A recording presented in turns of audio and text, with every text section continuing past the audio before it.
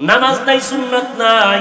খানা খাইতে বসবা, বান্দা নবীর সুন্নত অনুযায়ী দোনো হাতের কবজা দুইয়া খানা খাও, নবীর সুন্নত। মানে না, হুজুরেরা কইছে মানে নাই।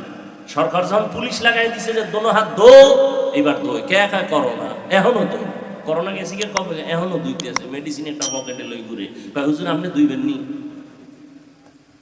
অথচ ১৫০০ বছর আগে নবী সুন্নত করে গেছে খানার আগে দোনো হাতের কবজা দোবা। তবে যেই প্লেটে ভাত নিবা, খানা নিবা, ওই প্লেটে হাত ধুইবা না, সাবধান, নবীর সুন্নত।